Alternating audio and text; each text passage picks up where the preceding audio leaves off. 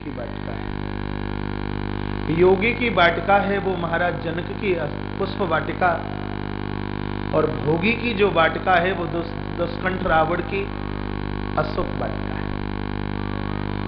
जो भोगी की वाटिका थी उसको हनुमंत लाल जी ने खदेड़ करके रख दिया।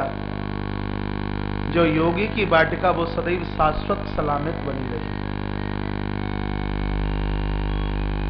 भक्ति का दर्शन करना हो तो वाटिका में पहुंचिए, और भगवान का दर्शन करना हो तो भी वाटिका में ही पहुंचिए। भगवान का भी दर्शन आपको वाटिका में ही होगा, और भक्ति का दर्शन भी आपको वाटिका में ही होगा। ये प्रमाण है इस बात का। माता जानकी को यदि भगवान का दर्शन करना है तो पुष्प वाटिका में ईश्वर का दर्शन होता है, और हनुमंत लाल जी महाराज को यदि भक्ति का दर्शन करना है तो उन्हें भक्ति महारानी का दर्शन अशोक वाटिका में होता है। वाटिका का अर्थ समझ लीजिए,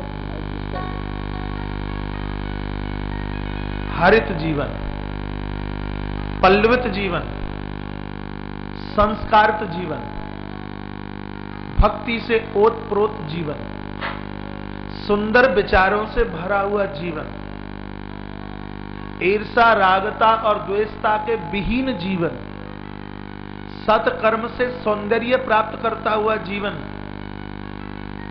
यही तो वाटिका है। संतों का संग, संतों की सभा, यही तो वाटिका है।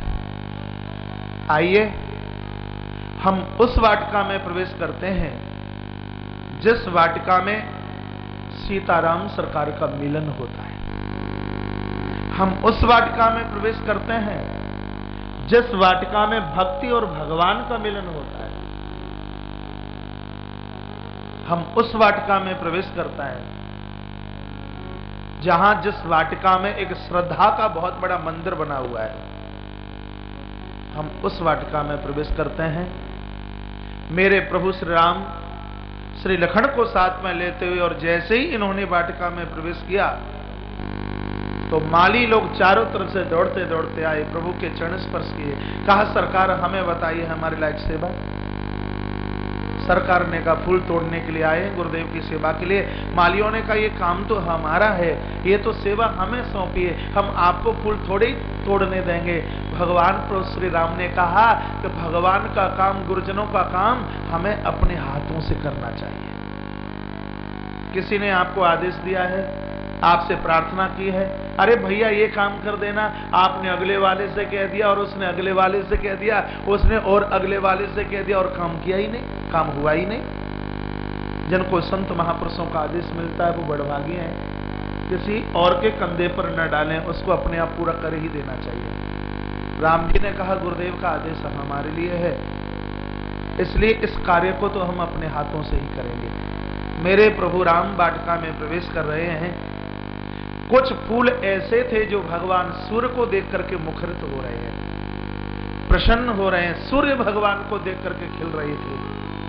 वाटिका के कुछ फूल ऐसे, लेकिन कुछ फूल ऐसे थे जिनकी पंखुड़ियां अभी सिकुड़ी हुई हैं, अभी फूल का मुंह ही नहीं खुला। जो महाराज भारी से फूल थे, जो बजनीक फूल थे, वो तो सूर्य भगवान को देख करके खिल रहे हैं।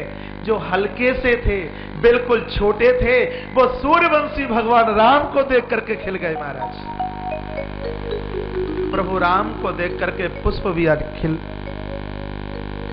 मुस्कुरा रहे हैं। प्रभु श्री राम जिस समय पुष्पों का चयन कर रहे थे, शरीर इतना सुकोमल है, इतना हल्का है मेरे प्रभु राम का शरीर, श्रम बिंदु यानी पसीने की बूंदें छलक रही। गोस्वामी जी को किसी ने एक बार पूछ लिया, अरे जिस परमात्मा को फूल तोड़ने में पसीना आता है, उस ईश्वर ने, उस राम ने धनुष को कैसे तोड़ दिया होगा? गोस्वामी जी आप समाधान कीजिए। गोस्वामी जी ने कहा कि पुष्प तो संतों का हृदय है, अरे संत के हृदय को तोड़ा जाए तो भगवान भी पसीज जाते हैं, और धनुष अहंकारी है, अभिमान को तोड़ने में भगवान को कोई कष्ट नहीं होता। कोई तकलीफ नहीं होती। मैं जोर देता हूं माइक पर ज्यादा, तो इधर का ये संबंध क्यों होता है? हा? क्या हो रहा है? लोड नहीं दे रहा तो बड़ा जनरेटर चला दो, तो उसकी वजह से मेरा लोड भी तो गड़बड़ हो रहा है। बोलिए बांके बिहारी लाल की, कृष्ण कन्हैया लाल की जय। जय श्री राधे, जय जय श्री राधे, जय जय श्री राधे श्याम। ते ही अवसर उसी समय माता भगवती जानकी का प्राकट्य हो रहा है। मां जानकी का तो वो पावन चरित्र है, जितना बोला जाए उतना कम है। मां भगवती जानकी का आगमन जब मानस में हो जाए, क्या कहना उस राम कथा का। प्रभु राम को प्रकट करने के लिए इस दुनिया में कौशल्या जैसी माता तैयार हो गई। कृष्ण को प्रकट करने के लिए माता देवकी तैयार हो गई। लेकिन जानकी का तो वो चरित्र है, माता जानकी को प्रकट करने के लिए दुनिया में किसी भी मां को ताकत नहीं थी, तो संत महापुरुषों ने धरती का मंथन करके वैदेही को बाहर निकाला। करुणा का रूप है, त्याग की प्रतिमूर्ति है, समर्पण का सौंदर्य है माता जानकी। पूरा जीवन दुखों से भरा हुआ है। मैं बहुत बार माताओं को बोलता हूं, कभी परेशानी है, पति से परेशानी, बच्चों से परेशानी, सासू ससुर से परेशानी, कुटुंब खानदान से परेशानी, तमाम तरह की परेशानियां हैं। एक बार आसन लगाकर मेरी मातृशक्ति माता जानकी का ध्यान कर लीजिए। संभ्रांत परिवार में प्राकट्यता हुई, लेकिन उस माता जानकी को भी पति से वियोग और कांटों के ऊपर चलना, पूरा जीवन रोते रोते निकला है। जानकी का चरित्र ऐसे मेरी मां का चरित्र पुष्प वाटिका से आरंभित होता है। ते ही अवसर, आइए गुनगुनाइए, उसी समय मां आई।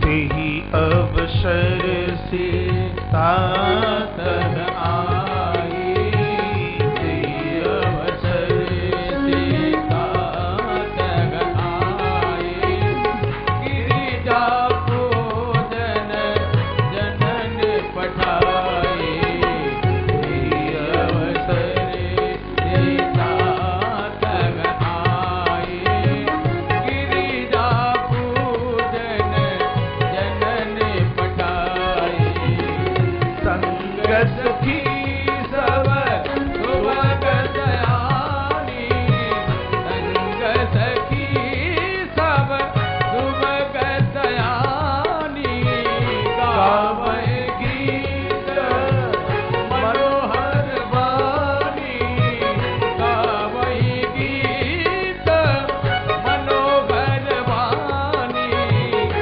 संग सखी सब सुभग दयानी, गावै गीत मनोहर वाणी, तेहि अवसर सीता तगनाए, गिरिजा पूजन जनन पठाए, तेहि अवसर सीता तगनाए, गिरिजा पूजन जनन पठाए।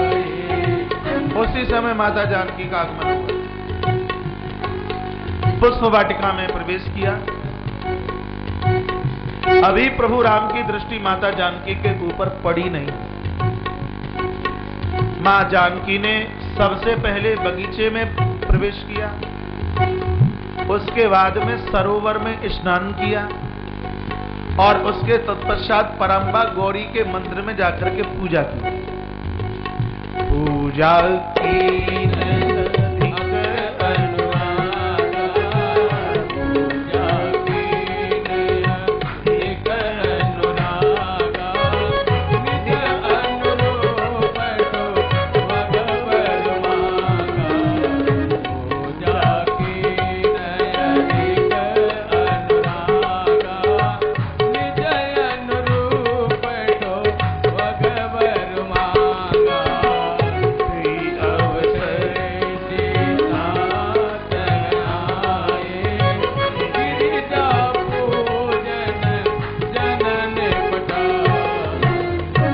माता जानकी ने भवानी के मंदिर में पूजन किया। पूजा कीन अधिक अनुरागा, ये पूजा करने की विशेषता है। पूजा करते करते प्रतिमा बोल उठे, पूजा करते करते ऐसा लगे कि जिस देव की हम पूजा कर रहे हैं वो मुस्कुरा रहा है क्या। और जब हमारी भक्ति में इतनी बड़ी शक्ति होती है तो प्रतिमाएं बात करती हैं। अभी अगले चरण में आप देखेंगे, सुनेंगे, जब माता जानकी ने भगवती का पूजन किया है तो माता मुस्कुराई है और मां ने बोल करके वरदान भी दिया है। पूजा कीन अधिक अनुरागा, और अपने अनुरूप मैया से वरदान मांगा, पति ऐसा मिले जो हमारी अनुकूलता में हो। षोडशोपचार से पूजन चल रहा था, सखियां साथ में थीं और एक सखी कब बिछुड़ गई पता नहीं लगा और न जाने कहां से उसने प्रभु राम का दर्शन कर लिया, प्रभु राम को देख लिया। सीधी बात है, भक्ति के साथ चलोगे तो ईश्वर का तो दर्शन हो ही जाएगा। भक्ति के 4 अंग हैं और इन चारों के ऊपर मैं बहुत जोर देता हूं। ये 4 चीज आपके पास में है तो समझ लीजिए कि भक्ति ने आपका वर्ण कर लिया है। गुरु का अंग, नाम का रंग, अच्छा संग और परमात्मा से मिलने की उमंग, ये 4 चीजें भक्ति। विचार कीजिए, चारों आपके पास हैं क्या? नहीं है तो रिक्त स्थान की पूर्ति कीजिए।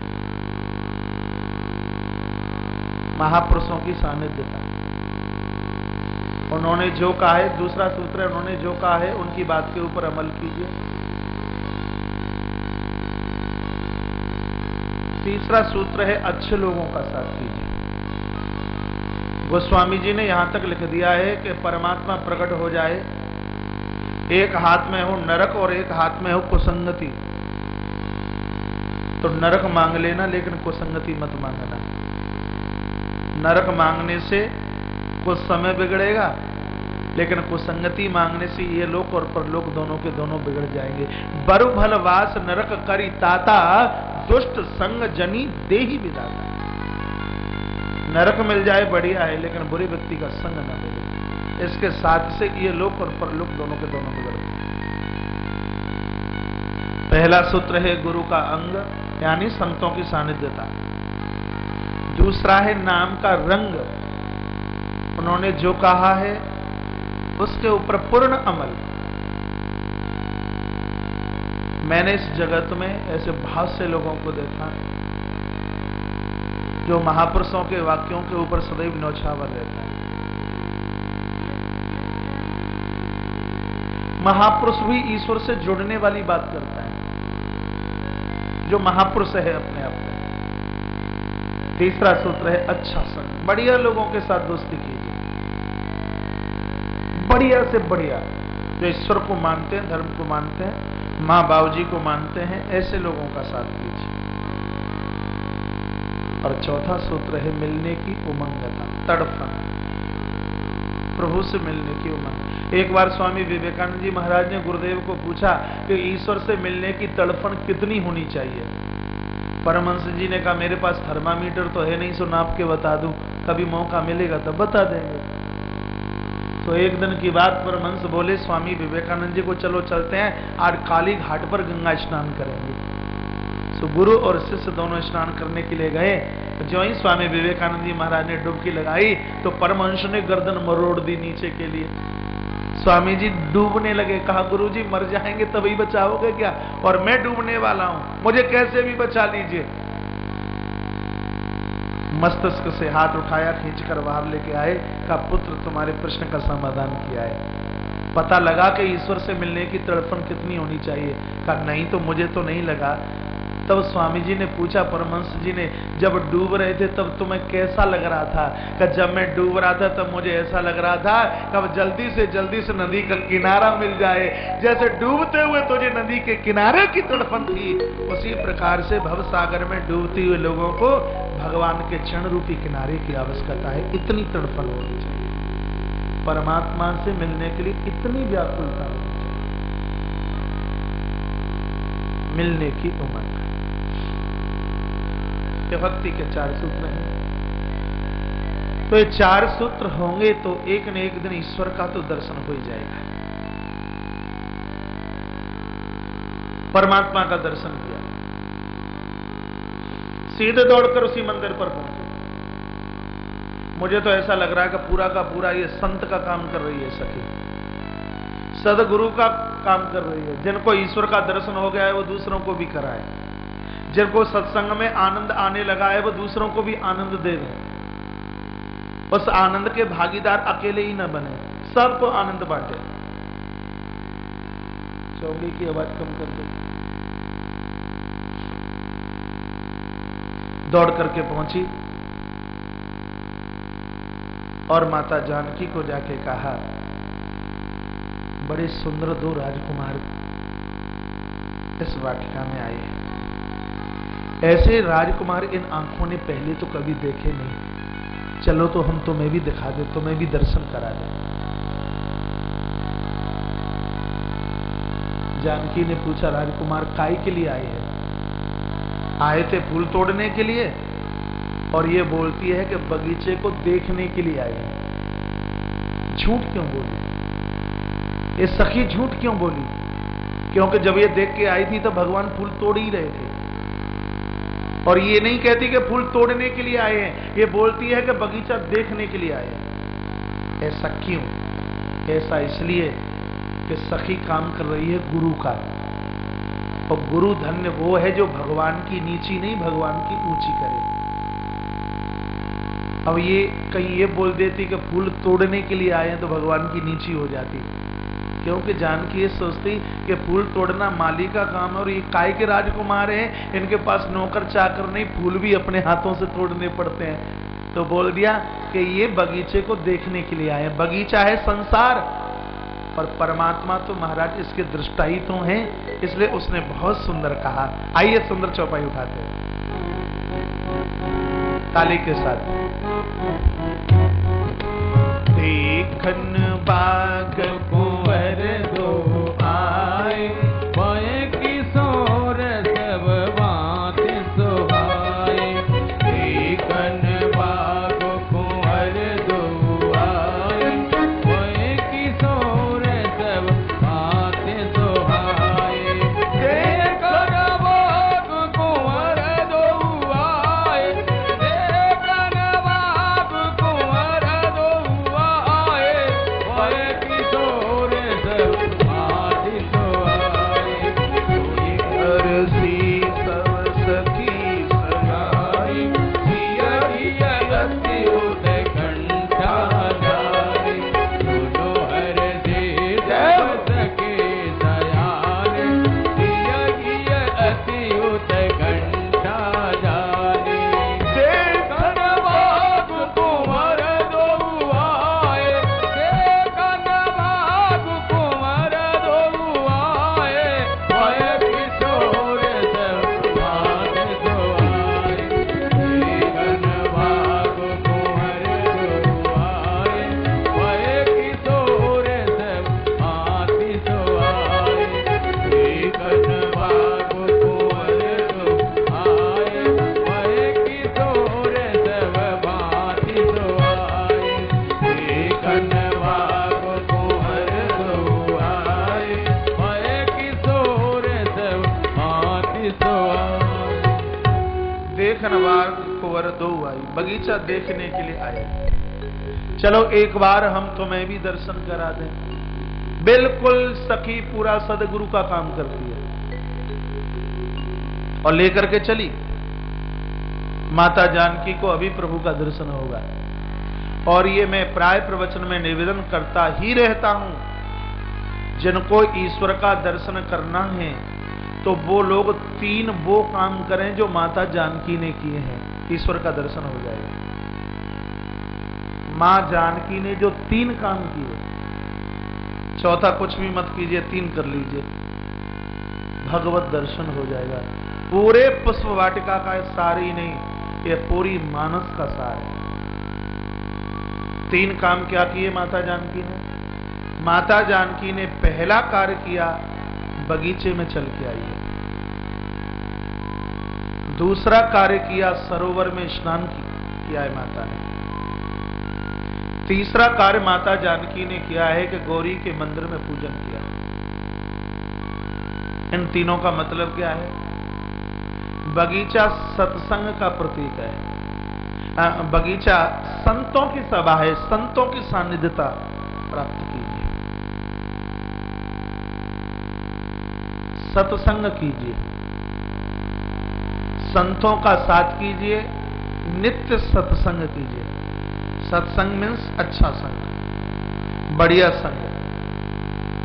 जो लोग नित्य सत्संग करें, अच्छे लोगों का साथ करें, यही तो बगीचे में प्रवेश करना है। दूसरी बात बताई है कि सरोवर में स्नान किया। सरोवर में स्नान करने का मायना यह है कि सत्संग करते करते करते करते संतों के हृदय में जगह प्राप्त कीजिए। आपने कभी बाबा जियों के बगल में खड़े होकर फोटो खिंचाई है? बहुत अच्छा लगता है, सुकून सा लगता है, बढ़िया लगता है, बहुत अच्छा लगता है।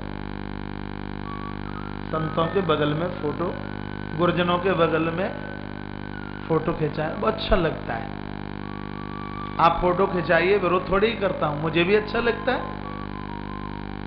लेकिन सरोवर में स्नान करने का मतलब यह है कि सत्संग करते करते करते करते फोटो बगल में नहीं तो फोटो हमारी संतों के हृदय में खींचने चाहिए। हमारी तस्वीर महात्माओं के हृदय में जाके खिंच जाए।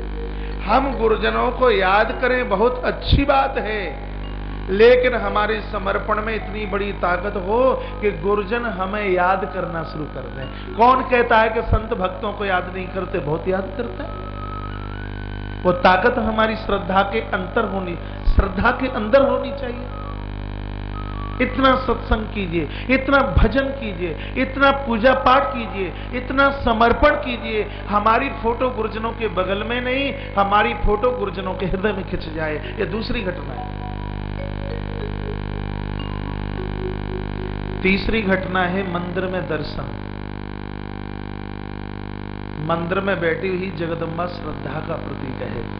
कितनी भी आपत्ति, कितनी भी विपत्ति, कितनी भी परेशानी चल करके आए, लेकिन अपनी श्रद्धा को कमजोर मत कीजिए, श्रद्धा को मजबूत बना करके रखिए। ये तीन घटना है। पहली, महाराज संतों का सत्संग कीजिए। दूसरी, संत के हृदय में जगह प्राप्त कीजिए। तीसरी, महाराज श्रद्धा को बरकरार मजबूताई के साथ रखिए। जब ये तीन घटना घटेंगी तो कोई गुरु इस सखी की तरह हमारी उंगली पकड़कर भगवान के सामने ले जाकर के खड़ा कर देगा, कहेगा कि ये प्रभु का दर्शन कर लो। और सखी ने ऐसा ही किया है। ये तो लेकर के जा रही है माता जानकी को प्रभु का दर्शन कराने के लिए, और उधर सामने से एक मोर नाच रहा है। नाचते हुए मोर के ऊपर दृष्टि श्री लखनलाल की पड़ी है, और लखनलाल दौड़ करके गए और उस मोर के पंख ले आए। 5-7 बीन के पंख उठा के ले आए। बड़ा सुंदर लगता है मोर का पंख। मोर के अंदर निष्कामता है। मोर में ये विशेषता है, इसके यहां बच्चों का जन्म आंसुओं से हो जाता है।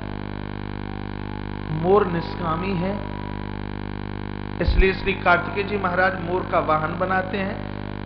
मोर निष्कामी है, इसलिए भगवान श्री कृष्ण मोर को अपने मस्तिष्क के ऊपर धारण करते हैं।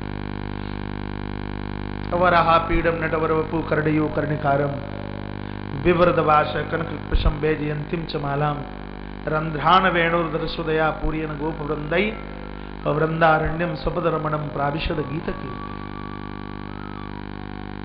श्रीमद् भागवत 10वां स्कंध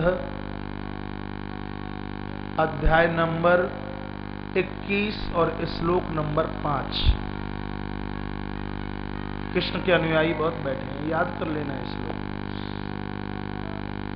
बड़ा सुंदर है।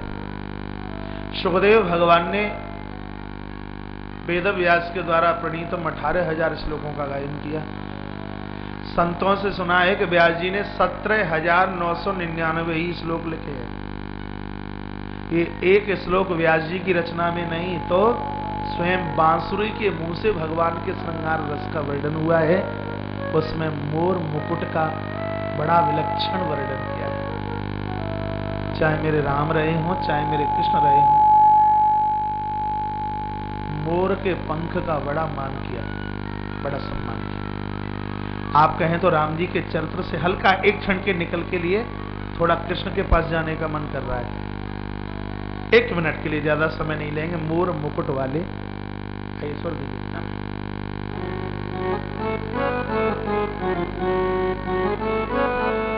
ज्यादा समय मत लेना। मोर मुकुट वाले, घुंघराली लट वाले,